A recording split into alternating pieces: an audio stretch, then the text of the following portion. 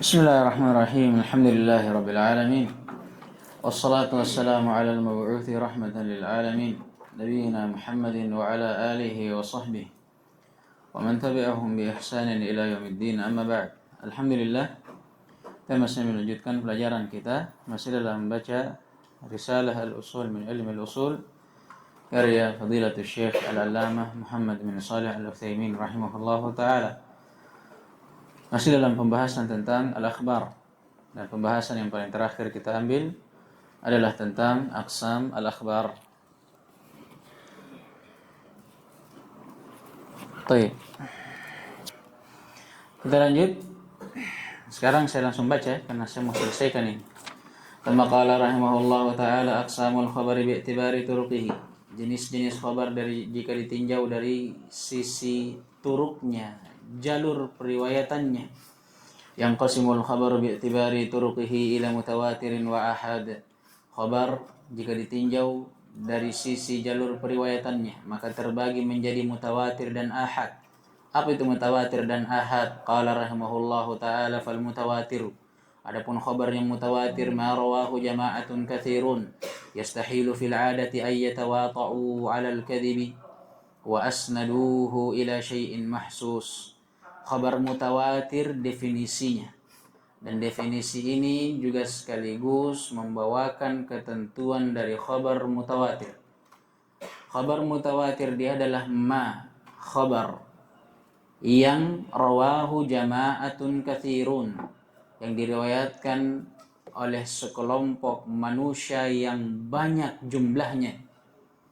Yastahilu fil 'adati ay yatawata'u 'alal kadhib, yang dimana jumlah yang banyak yang meriwayatkan khabar ini mustahil secara adat kebiasaan untuk mereka bersatu dan bersepakat di atas kedustaan.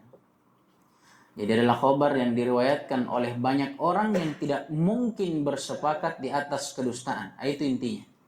Wa asnaduhu ila syai'in mahsus. Dan juga mereka yang meriwayatkan khabar ini menyandarkan khabarnya dengan sesuatu yang bisa ditangkap oleh panca indera. Maksudnya apa? Dia riwayatkan dengan lafaz yang bisa disandarkan kepada sesuatu yang mahsus, seperti sami'tu, seperti haddatsani, seperti ra'aitu. Ini disandarkan kepada apa? Syai' mahsus, yang bisa dilihat, yang bisa didengar. Ini khabar mutawatir namanya. Mithaluhu, contohnya qauluhu sallallahu alaihi wasallam, sabda Nabi alaihi salatu wasallam, man kadzaba alayya muta'ammidan falyatabawwa maq'adahu minan nar. Barang siapa yang berdusta atasku secara sengaja, maka hendaknya dia siapkan tempat duduknya di neraka, wal iyadzu billah. Hadis ini diriwayatkan oleh Imam Bukhari dan Muslim di dalam banyak kitabnya dalam berbagai macam jalur periwayatan, seperti Imam Bukhari dalam Kitabul Ilm dan juga dalam Kitabul Janaiz. Beliau meriwayatkannya dari sahabat Anas dan Abi Hurairah. Begitu pula Imam Muslim. Dan Imam Bukhari juga dalam bab yang lain dalam Kitabul Ilmi meriwayatkan dari sahabat yang lainnya, dari Az-Zubair, juga dari Salamah, juga dari Abdullah bin Amr, dan juga diriwayatkan oleh Imam Muslim dari riwayat yang lainnya dari sahabat yang lain, dari jalur Abu Sa'id Al-Khudri radhiyallahu ta'ala. Ya, lihat. Satu khabar ini diriwayatkan dari jamaah, bukan hanya satu orang. Ini namanya mutawatir. Apalagi kalau jumlah dari jamaah yang meriwayatkan itu tidak mungkin mereka bersepakat di atas kedustaan. Ini namanya khabar mutawatir. Ats-tsani awal ahad. Adapun khabar ahad masih wal mutawatir, apa yang selain mutawatir, atau bahasa lainnya dia khabar yang tidak mutawatir. Berarti kalau kita melihat mutawatir definisinya, dia adalah khabar yang diriwayatkan oleh banyak orang yang tidak mungkin bersepakat di atas kedustaan. dan mereka sandarkan kepada sesuatu yang bisa diterima oleh panca indera, berarti kalau ahad dia adalah khobar yang diriwayatkan oleh orang yang sedikit. Nanti sedikitnya ya macam-macam, ya kan? Bisa satu orang, dua orang, yang penting bukan mutawatir. Ya, dia khobar yang diriwayatkan bukan dari sekelompok orang, melainkan dari satu dua orang. Paham ini? Ini ahad namanya. Dan juga dia adalah khobar yang tidak disandarkan kepada syai'in mahsus.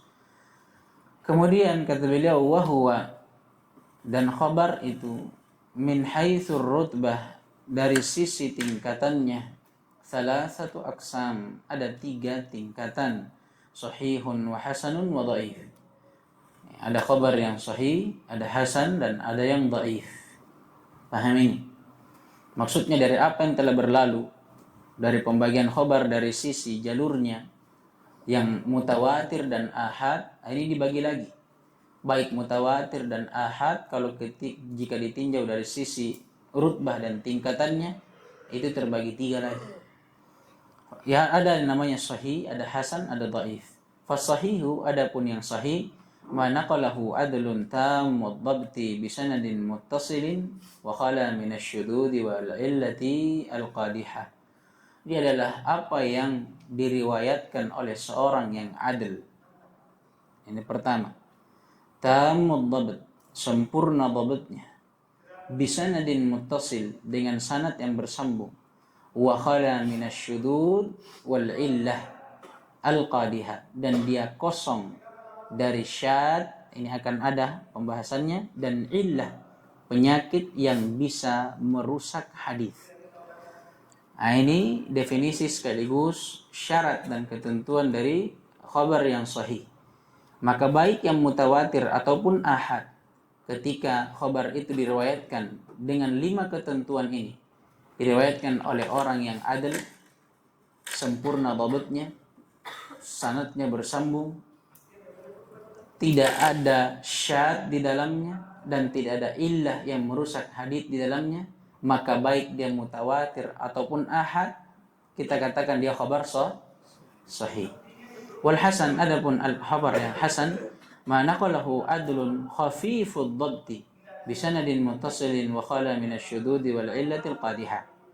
Mirip dengan sahih, hanya saja bedanya di 1 poin, yaitu pada poin dhabtnya. Kalau sahih, dia dinukil oleh seorang adil tammud dhabt ila akhirih. Kalau hasan, dia diriwayatkan oleh seorang yang adil tapi khafifud dhabt, yang dhabtnya ringan. Dhabt ini kalau dalam ilmu hadis akan dibahas secara lebih luas. Dia terbagi menjadi 2. Dan asalnya dhabt itu dari kata dhabata, penjagaan terhadap hadis. Dan kalau di ilmu hadis dibagi 2, dhabtus sadr dan dhabtul kitabah. Ada dhabt penjagaan dengan sadr, maksudnya dengan menghafalkan, dan ada penjagaan dengan tulisan. Maka seorang ulama ketika mau dilihat keabsahan hadis dan khabar dia bawa, salah satu yang dilihat adalah dhabtnya. Bagaimana dia mendhabt? Bagus kehafalannya, kuat kehafalannya atau tidak, lengkap catatannya atau tidak. Ini dhabt. Semakin lengkap dan semakin bagus dia punya dhabt, semakin syah atau sahih haditsnya. Dan semakin ringan dhabtnya akan turun juga tingkatan haditsnya. Nah, ini yang membedakan antara hasan dan sahih. Kalau sahih tammud dhabt, sempurna dhabtnya, kuat hafalannya. Kalau hasan lebih rendah. Bukan jelek, tapi tidak sebagus sahih. Itu saja bedanya. Adapun yang lainnya dari adil, sanad yang bersambung, kosong dari syad dan kosong dari illah, sama dengan sahih. Wa yasilu ila darajati sahih idza ta'addadat turuquhu. Ini faedah. Setelah kita tahu bahwa apa itu hadis hasan, apa itu khabar hasan, dan bagaimana tingkatan hasan, yaitu dibawa daripada hadis sahih, kita diberikan faedah bahwa ternyata hadis hasan itu kadang bisa sampai ke derajat sahih dengan syarat idza ta'addadat turuquhu, kalau dia diriwayatkan dari jalur yang banyak. wa yusamma sahihan li ghairihi, dan pada saat itulah, pada saat hasan menjadi sahih, berubah namanya dari hasan menjadi sahih li ghairihi. Dari sini juga kita tahu bahwa hadis sahih itu terbagi menjadi dua. Ada sahih li dzatihi, dan ini yang kita bahas tadi sebelumnya, memang secara zatnya sahih. Ada sahih li ghairihi. Ada yang sahih tapi karena sebab yang lainnya. Maksudnya apa? Dia asalnya bukan sahih, tapi dia hasan. Tapi karena ada yang mendukung dia untuk naik dari derajat hasan kepada sahih, maka sahihnya yang hasan tadi itu bukan karena zatnya, tapi karena li ghairihi. Ada hal lain yang menyebabkan dia naik tingkatannya menjadi sahih. Tsumma qala rahimahullah ta'ala wa dhaif, dan adapun hadis yang ketiga atau khabar yang ketiga ada khabar yang dhaif jika ditinjau dari sisi tingkatannya. Wa huwa ma khala min syartis sahihi wal hasan, dan dia adalah apa saja yang kosong dari syarat sahih dan hasan. Jadi kapan ada hadis jatuh darinya syarat sahih dan hasan, maka kita katakan hadisnya dhaif. Seperti ada hadis yang diriwayatkan oleh orang yang bukan adil, atau orang yang jelek dhabtnya, atau dia diriwayatkan tapi dengan sanad yang terputus, atau misalkan dia diriwayatkan tapi di dalamnya terdapat syad atau illah yang mencacati sebuah hadis, maka kita katakan hadis itu dhaif. Tsumma qala rahimahullahu ta'ala wa yasilu ila darajatil hasan. Masyaallah, faidah sama dengan hasan, bahwa hasan terkadang naik derajatnya menjadi sahih karena yang lainnya. Kata beliau, demikian pula dhaif, kadang dia naik derajatnya menjadi hasan idza ta'addadat turuquhu ala wajhin yajburu ba'daha ba'dha wa yusamma hasanan li ghairihi. Kalau dia diriwayatkan dari jalur yang banyak, di atas bentuk yajburu ba'daha ba'dha, di mana sebahagian yang lainnya menguatkan sebahagiannya. Dan ketika hadits dhaif itu naik ke tingkatan hasan, maka namanya juga berubah menjadi hasan li ghairihi. Dan ceritanya sama dengan hadits sahih. Hasan juga seperti itu, bisa dibagi menjadi dua, ada hasan li dzatihi dan ada hasan li ghairihi. Hasan li dzatihi karena memang dari zatnya kalau kita lihat syarat-syaratnya dia hasan. Tapi kalau hasan li ghairihi, kalau kita lihat dia tidak diriwayatkan dengan kriteria hadits hasan, melainkan dia adalah hadits dhaif. Hanya saja karena ada sebab yang lain yang menguatkan dia naik kepada derajat hasan, maka dia dikatakan hasan, tapi bukan li dzatihi, tapi li ghairihi. Kama qala rahimahullah ta'ala wa kullu hadhihi al-aqsam hujjatun siwa dhaifi falaysa bihujjatin lakin la ba'sa bidzikrihi fi syawahidi wa nahwiha. Kata beliau, setiap dari pembagian ini, maksudnya khabar dengan tiga pembagiannya jika ditinjau dari tingkatannya sahih, hasan dan dhaif, ini adalah hujjah, kecuali hadits yang dhaif. Falaysa bihujjah, maka tidak boleh kita jadikan hujjah. Lakin, hanya saja tidak mengapa untuk menyebutkannya. Itu pun fi syawahidi wa nahwiha. Kalau kita sebutkan dia sebagai syawahid, sebagai syahid dalam pembahasan, atau fi nahwiha, yang semisal dengannya, kalau kita jadikan dia sebagai penguat dari hadits yang lainnya. Akan datang nanti di pembahasan mustalah hadits. Hadits dhaif itu ketika tidak terlalu berat kedhaifannya, karena hadits nanti kesahihan, kehasanannya, kedhaifannya dibagi lagi tingkatannya. Dhaif ketika dhaifnya itu tidak terlalu kuat, maksudnya dhaifnya itu tidak terlalu dhaif, tidak terlalu berat, maka kadang dia bisa dikuatkan dengan hadits dhaif yang ringan yang lainnya. Paham ini? Jadi ketika hadits itu lemah tapi kelemahannya tidak begitu kuat, dia bisa dikuatkan dengan hadits lemah yang lainnya juga. Dengan syarat itu tadi, kelemahan dari setiap hadits yang lemah ini tidak kuat. Adapun kalau lemahnya luar biasa, ada rawi yang mungkin di dalamnya dikatakan kadzab, dajjal, dan semuanya sama, tidak bisa saling menguatkan. Paham ini? Paham nih? Tapi kalau misalkan kelemahannya itu ringan, bisa saling menguatkan. Makanya dikatakan di sini, hadits dhaif tidak bisa dipakai berhujjah. Tapi kalau dalam bab yang lainnya dia jadikan syawahid, penguat misalkan dari hadits dhaif yang lainnya bisa dipakai. Paham ini? Tapi tidak bisa dipakai berhujjah. Maka rahimahullah ta'ala siyaqul ada. Ini pembahasan terakhir tentang pembahasan khabar. Yaitu pembahasan tentang bentuk-bentuk penyampaian hadis. Bentuk-bentuk penyampaian hadis. Kenapa? Karena dalam ilmu hadis, ikhwas sekalian, yang menjadi inti kita mempelajarinya itu untuk mengetahui bagaimana derajat hadis itu. Ya. Untuk sampai kepada pembahasan apakah boleh hadis itu dipakai untuk berhujjah atau tidak. Di antara hal yang menopang keabsahan hadis, yang membuat hadis itu bisa menjadi sahih atau hasan, dipakai berhujjah dan semisal dengannya, ini siagul adanya. Kita lihat. Makanya dibahas dalam pembahasan khabar atau pembahasan hadis. Qala rahimahullah lil hadithi tahammulun wa ada. Perlu diketahui di dalam hadis itu ada yang namanya tahammul dan ada. Ada namanya tahammul. Tahammul itu proses pengambilan hadis. Adapun ada proses penyampaian. Fatahammulu, kata beliau, adapun tahammul akhdul hadithi anil ghair, masyaallah. Dia adalah proses mengambil hadis dari yang lainnya. Wal ada, adapun ada iblagul hadis ilal ghair. Adapun ada kebalikannya, dia adalah proses menyampaikan hadis kepada selainnya. Walil ada'i siyagun, adapun untuk ada atau cara menyampaikan hadis ada beberapa bentuknya. Minha diantaranya yang pertama haddatsani, ucapan haddatsani liman qara'a alaihi syaikhu. Bentuknya bagaimana? Bagi siapa yang membaca atasnya gurunya, atau dengan kata lain bagi siapa yang gurunya membaca kepadanya. Seperti saya misalkan, guru membacakan kepada antum suatu riwayat. Ini apa namanya? Haddatsani.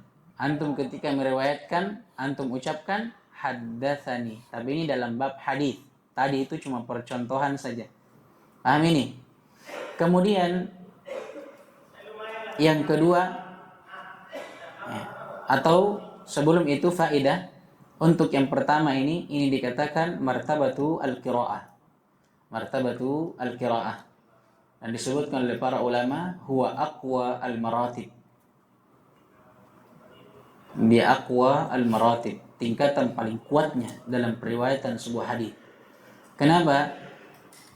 Ya, karena paling sedikit mengandung kemungkinan adanya kekeliruan dalam periwayatan. Kenapa? Karena gurunya langsung yang membaca kepada muridnya. Paham ini?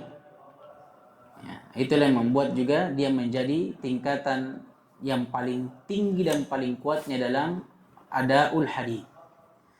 Kemudian berikutnya akhbarani, ini lafaz yang kedua. Liman qara'a alaihi syaikhu au qara'a huwa ala syaikh. Ada kalau akhbarani, ini dua kemungkinannya. Untuk orang yang syekhnya membaca kepadanya bisa dipakai juga untuk tingkatan yang pertama, atau untuk bentuk yang kedua, qara'a huwa ala syaikh. Dia yang membaca kepada syekhnya. Dia setorkan suatu riwayat, kemudian syekhnya katakan na'am. Nah ini. Atau syekhnya katakan wasil, lanjut. Nah ini bentuk apa namanya? Akhbarani. Dan martabah yang kedua ini dikatakan martabatus sama.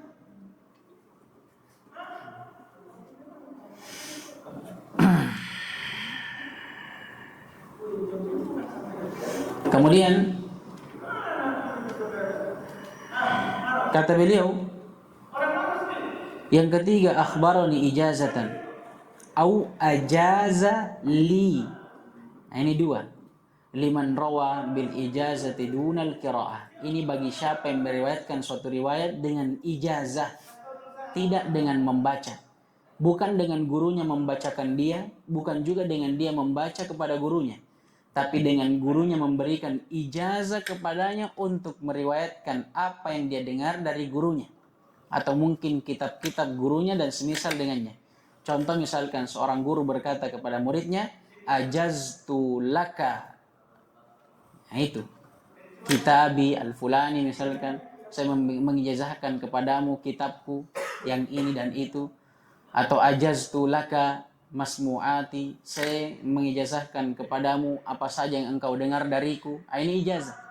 Maka apa saja dia dengar dari gurunya kemudian dia mau riwayatkan, bagaimana caranya dia riwayatkan? Akhbaroni ijazatan, guruku mengabarkan kepadaku secara ijazah. Harus pakai lafaz ijazatan, karena kalau tidak akan terjadi ishtibah, kemiripan dengan tingkatan yang kedua.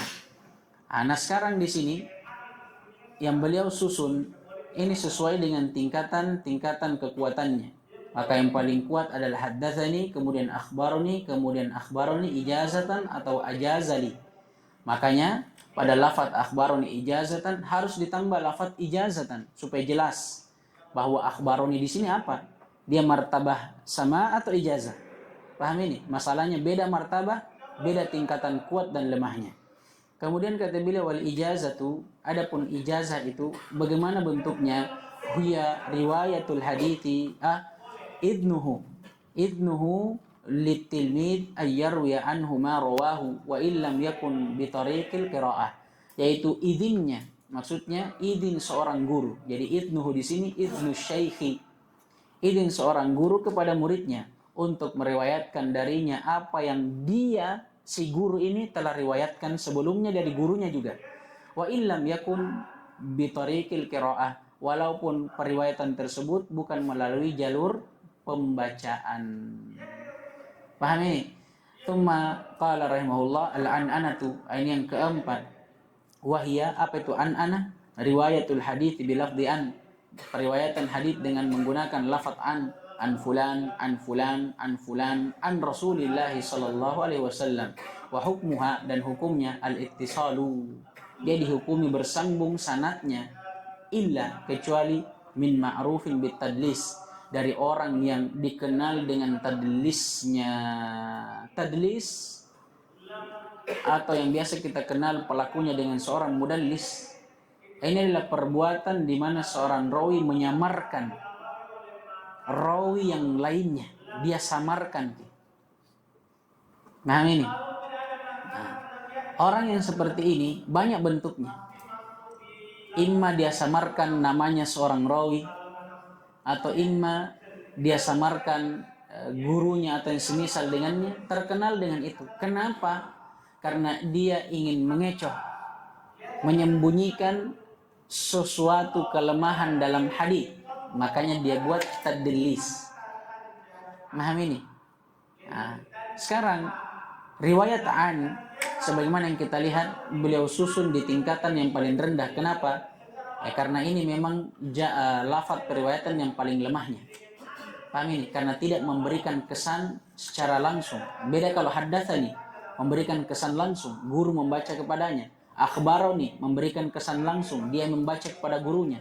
Ajazah atau akhbaroni ijazatan, juga memberikan kesan bahwa gurunya langsung memberikan ijazah kepadanya. Yang masalah ini an, dari ini banyak. Dari fulan, mungkin dia baca langsung, mungkin tidak. Tidak ditahu. An ini dia ijazahkan atau dia dengar juga dari orang. Paham ini? Ya. Saya dapat khobar tentang ustadz misalkan, tapi dari antum. Ya, saya mengatakan an ustadz, kan bisa saja, tidak secara langsung. Beda kalau saya mengatakan haddatsani ustadz, itu jelas ustadz langsung baca kepada saya, atau saya mengatakan akhbaroni, saya membaca langsung sama ustadz. Tapi kalau saya cuma mengatakan an ustadz, bisa jadi langsung saya ambil dari ustadz, bisa jadi saya dengarnya juga dari Abdul Khalik. Abdul Khalik bilang sama saya, bilang, Ustaz, tadi Ustaz Ubaid bilang begini. Kemudian saya mengatakan, an Ustaz. Bisa saja. Makanya, an ini bisa diterima. Tapi dengan syarat, kalau yang menyampaikannya bukan seorang mudallis. Kenapa? Karena kalau yang menyampaikannya adalah seorang mudallis, besar kemungkinan ada tadlis di dalamnya. Dia katakan an, ya, padahal bukan langsung dari orangnya, melalui perantara, tapi dia jatuhkan perantaranya. Bisa jadi, itu tidak tahu. Paham ini? Kemudian kata beliau, fala yuhkamu fiha bil ittisali illa an yusarriha bit tahdithi. Maka tidak bisa diterima darinya khabar an-anah, tidak bisa dihukum ittisal, bersambung, kecuali kalau dia tasrih dengan tahdits. Nah ini, kalau dia mengatakan haddatsani baru. Kapan dengan an, baru dia mudallis, tidak bisa. Bisa diterima khabar mudallis kalau dia pakai haddatsani. Hadza, demikianlah kata beliau, walil bahthi fil hadithi wa riwayatihi anwa'un katsiratun fi ilmi mustalah. Dan sebenarnya untuk pembahasan tentang ilmu hadis dan ilmu periwayatannya itu ada banyak sekali jenisnya dalam ilmu mustalah. Wa fima asyarna ilaihi kifayatun insyaallah. Adapun dari apa yang kami isyaratkan ini cukup insyaallah taala. Lagi pula yang kita bahas adalah ilmu ushul fikih. Hanya saja kita membahas tentang khobar di dalamnya, maka mau tidak mau kita juga membahas tentang apa? Tentang masalah-masalah yang berkaitan tentangnya, termasuk di dalamnya masalah tentang periwayatan khobar. Adapun pembahasan tentang khobar secara luasnya kita bisa dapatkan di ilmu al-mustalahul hadits. Kama qala rahimahullah taala al-ijma'. Sekarang bab baru kata beliau ijma'. Setelah beliau selesai dari membahas tentang nas Al-Quran dan Sunnah, beliau kemudian beranjak kepada usulul adillah yang berikutnya, yaitu al-ijma'. Sebagaimana yang telah kita isyaratkan sebelumnya bahwa usulul adillah ada berapa? 4. Yang pertama Al-Quran dan Sunnah. Ini yang biasa kita dengar dengan nas. Kemudian setelahnya ada ijma', baru setelahnya ada qiyas. Setelah beliau beranjak dari pembahasan Al-Quran dan Sunnah di pembahasan-pembahasan sebelumnya, sekarang beliau menyusulnya dengan pembahasan usulul adillah yang ketiga, yaitu al-ijma'.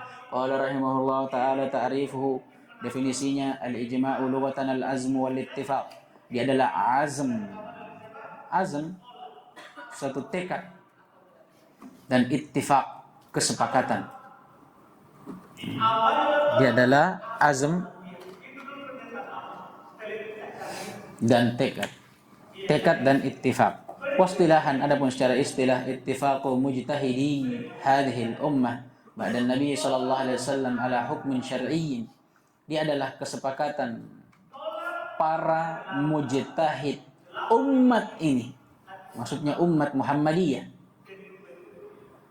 setelah wafatnya Nabi alaihi salatu wassalam, di atas hukum syar'i. Jadi dia adalah kesepakatan para mujtahid umat ini setelah Nabi alaihi salatu wassalam di atas hukum syar'i. Fakharaja biqaulina ittifaqu wujudu khilafin walau min wahidin fala yan'aqidu ma'ahul ijma'. Maka keluar dari ucapan kami bahwa ijma' harus merupakan kesepakatan adanya khilaf walaupun dari satu orang.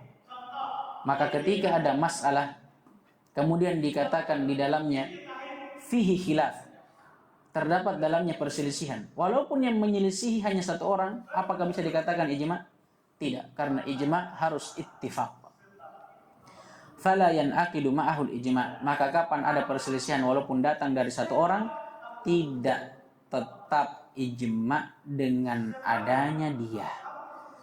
Wa kharaja biqaulina, dan keluar juga dari ucapan kami mujtahidi bahwa ijma' harus merupakan kesepakatan dari para mujtahid, keluar darinya al-awam wal muqallidun, kesepakatan yang datang dari seorang awam dan muqallidun, orang yang hanya taklid, ikut-ikutan. Paham ini? Fala yu'tabaru wifaquhum wala khilafuhum. Maka kesepakatan mereka dan perselisihan mereka itu tidak dianggap. Paham ini? Kalau misalkan antum dengar ada masalah, ya kan? Dan antum mendengarkan dari gurunya antum bil ijma', kesepakatan. Masalah ini dibangun di atas kesepakatan para ulama. Tiba-tiba antum dengar ada orang awam dia bilang, enggak, ada pendapat lain. Bisa enggak antum terima dan mengatakan, oh kalau begitu masalah ini tidak ijma? Bisa enggak? Enggak bisa. Atau sebaliknya, ada orang awam yang ijma terhadap sesuatu yang antum belum pernah dengar ada ijma para ulama di atasnya. Bisa enggak antum katakan ijma? Tidak. Demikian pula orang-orang muqallid. Antum sudah dengar masalah ajma' alaihi ulama. Para ulama bersepakat di atasnya. Tiba-tiba ada orang mengatakan tidak. Tidak sepakat ulama di atasnya. Kenapa? Karena ustadzku bilang begini. Berselisih pendapatnya. Bisa enggak diambil pendapatnya? Anda, kenapa? Muqallid, taklid saja. Atau misalkan ada jemaah Syekh Fulani, mereka sepakat. Ya, masalah ini ijma. Dari mana kau ambil ijma? Ya, karena kami sepakat. Murid-muridnya Syekh Fulani sepakat bahwa masalah ini ijma. Bisa tidak diambil ijma'nya? Tidak bisa, karena ijma yang mereka bangun di atas taklid. Maka kata beliau, mau dia berselisih, mau dia sepakat, tidak dihitung kesepakatannya sebagai ijma dan tidak dihitung perselisihannya sebagai khilaf. Kama qala rahimahullah ta'ala wa kharaja biqaulina hadhihi al-ummah ijma'u ghairiha fala yu'tabar. Dan juga keluar dari ucapan kami bahwa ijma dia harus merupakan kesepakatan para mujtahid umat ini, umat Nabi Muhammad, keluar darinya kesepakatan selain mereka. Nah ini, maka tidak dianggap siapa saja yang bukan dari umat Muhammadiyah, umatnya Nabi Muhammad, tidak dianggap kesepakatannya. Wa kharaja biqaulina ba'da Nabi sallallahu alaihi wasallam ittifaquhum fi ahdi Nabi sallallahu alaihi wasallam. Keluar dari ucapan kami bahwa ijma' dia adalah kesepakatan mujtahid umat ini setelah Nabi alaihi salatu wasallam. Keluar darinya kesepakatan yang terjadi pada zaman Nabi alaihi salatu wasallam. Kenapa? Kata beliau, fala yu'tabaru ijma'an min haitsu kaunihi dalilan. Maka tidak dianggap hal tersebut sebagai ijma'. Kenapa? Karena hal tersebut dianggap sebuah dalil. Nah ini misalkan sebagaimana yang telah berlalu, perbuatan sahabat atau ucapan sahabat. Para sahabat bersepakat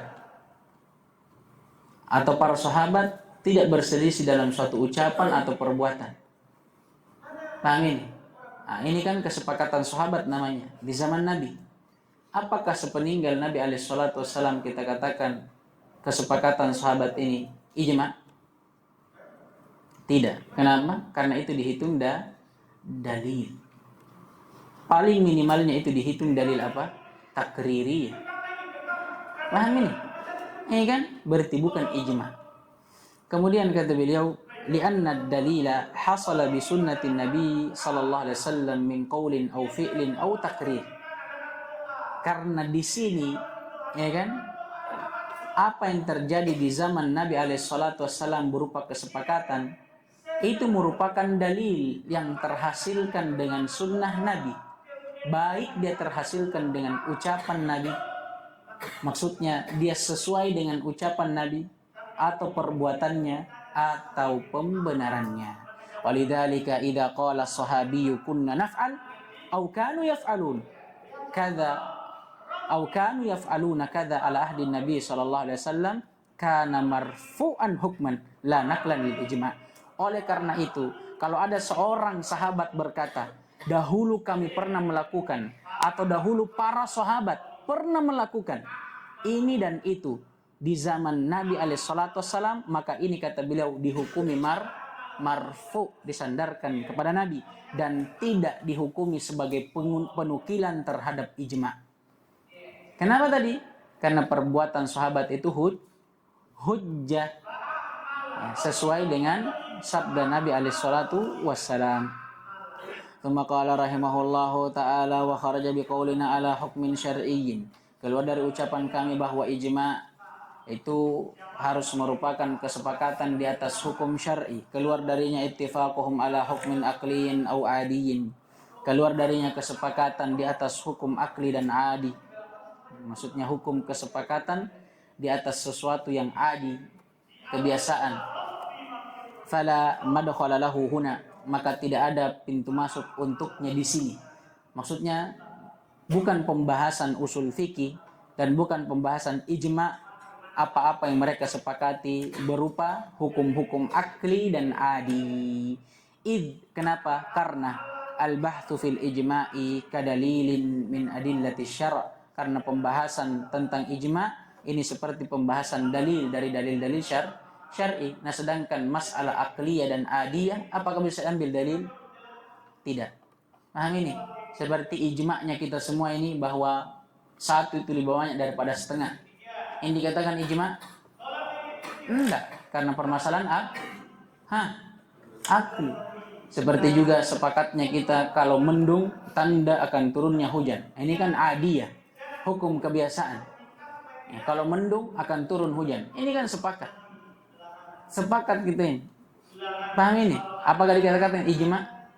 Enggak, karena bukan hukum syar'i. Tsumma qala rahimahullahu taala wal ijma'u hujjatun li adillatin minha. Sekarang beliau akan membahas tentang hujjiyahnya ijma'. Kata beliau, dan ijma' adalah hujjah dikarenakan dalil-dalil yang menunjukkannya. Di antaranya yang pertama qauluhu ta'ala, firman Allah Subhanahu wa ta'ala, kadzalika ja'alnakum ummatan wasatan litakunu syuhada'a 'alan nas.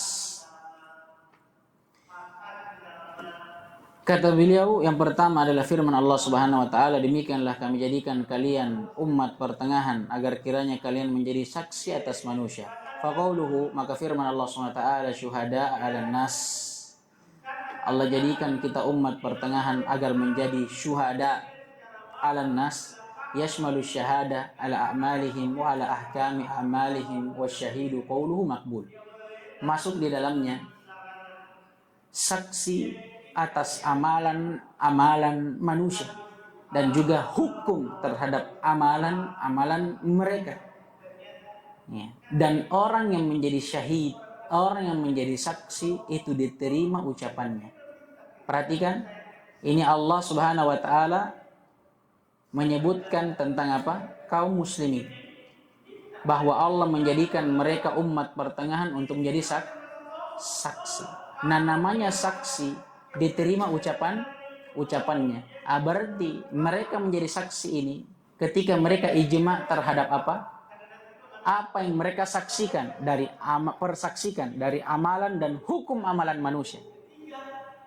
Dikatakan ijma' dan itu hujjah. Karena Allah mengatakan, ya, Allah yang jadikan mereka sebagai syuhada, saksi yang mempersaksikan amalan manusia dan hukum dari amalan mereka.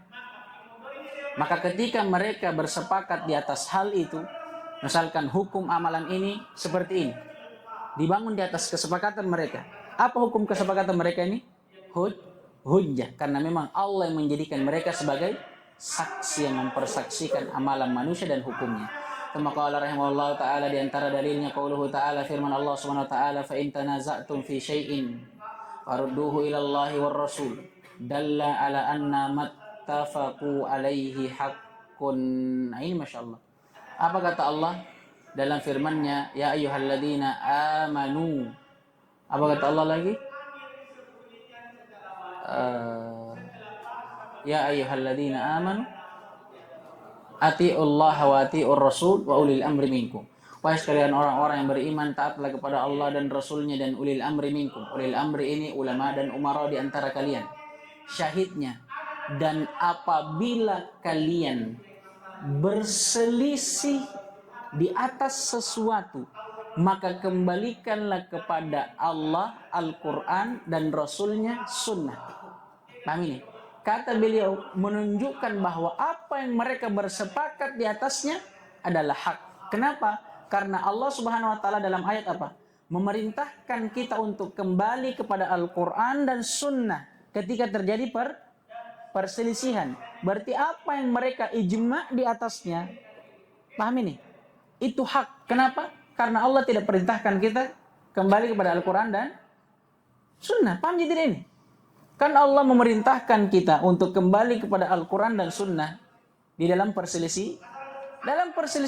Apa yang kita perselisihkan ini kembali kepada Al-Quran dan Sunnah. Muncul pertanyaan, berarti bagaimana kepada sesuatu yang kita sepakati? Ijma'. Apa kita harus kembali kepada Al-Quran dan Sunnah? Paham tidak ini? Allah tidak sebutkan dalam ayat, menunjukkan bahwa ijma itu adalah hak. Sekaligus menunjukkan kepada kita bahwa ijma asalnya dibangun di atas Al-Quran dan Sunnah. Paham tidak ini? Yang jelas ijma'nya muktabar. Jangan ijma' ulama. Ketika ditanya ulama siapa yang ijma'? Ulama swaja. Ulamamu itu bukan ulama yang dianggap di alam semesta ini. Jadi ijma' yang muktabar ini yang dibahas. Paham tidak ini? Paham ji? Pendalilannya paham? Siapa yang belum paham? Kata Allah sekarang, setelah Allah mengatakan taatlah kepada Allah, Rasulnya dan para ulama dan umara. Maksudnya dalam memutuskan suatu hukum. Ketika kalian berselisih, kembalikan kepada Allah dan Rasulnya. Kata beliau, ayat ini menunjukkan bahwa sesuatu yang telah disepakati tidak diperselisihkan di dalamnya, berarti itu hak, benar adanya. Kenapa? Karena Allah tidak sebut dalam ayat untuk dikembalikan kepada Al-Quran dan Sunnah. Andai kata itu tidak hak, maka Allah juga akan sebutkan bahwa dalam perkara yang kalian berselisih di dalamnya dan sepakati di dalamnya, semuanya kembalikan kepada Al-Quran dan Sunnah. Tapi Allah tidak sebutkan perkara yang kita sepakati di atasnya. Paham tidak ini? Menunjukkan bahwa itu hak. Dan sekaligus menunjukkan kepada kita bahwa ijma' yang muktabar, yang hak adalah ijma' yang bersandar kepada apa?